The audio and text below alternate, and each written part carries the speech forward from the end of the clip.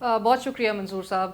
मंसूर साहब, अमार साहब के कॉलम के साथ साथ मुझे हामिद मीर साहब का भी कॉलम वो याद आया। आपको याद होगा डॉक्टर यूनुस भट्ट साहब की किताब से मुतालिक उन्होंने लिखा था कि मरीम नवाज़ साहिबा की, जिसमें और तमाम सियासतदानों की बात उसमें की थी, और बिलखसूस मरीम नवाज़ साहिबा के से मुतालिक लिखा गया था उसमें कि मरीम नवाज़ साहिबा की दो खूबियाँ हैं, दो बड़ी खूबियाँ, और वो ये कि एक तो वो नवाज़ शरीफ साहब की बेटी हैं और दूसरा ये कि नवाज़ शरीफ साहब उनके वालिद हैं। सो एक जो एक बैगेज वो ज़रूर कैरी करती हैं, वो एक मौरूसी उस मौरूसियत का है, जो कि ज़ाहिर है उनके साथ भी वो बैगेज है, बिलावल साहब भी वो बैगेज कैरी करते हैं। सो ये एक ज़रूर है। और जबकि हमें वर्ल्ड ट्रेंड्स हमें ओवर द टाइम चेंज होते हुए दिखाई दे रहे हैं, जहाँ पे मौरूसियत बिल्कुल एक डिक्लाइनिंग उसमें है। सो अवाम में पजीराई भी हमें फिर आज के हालात से उसको अलाइन करना देखना होगा कि किस हद तक वो अलाइन हो सकते हैं। 90 की जब वो सियासत और 90 की दिहाई की जब वो बात करती हैं, क्योंकि उनकी और उसमें वो उस किताब में उनकी वो ट्रेनिंग से मुतालिक भी जिक्र यही था कि अगर मियाँ साहब ने उनको ट्रेन किया है तो वो उसी दिहाई में परहैप्स अभी भी नजर आता है वही तरक्याती काम। अभी हम कुछ दिन पहले सुन रहे थे कि वो कही थी अगर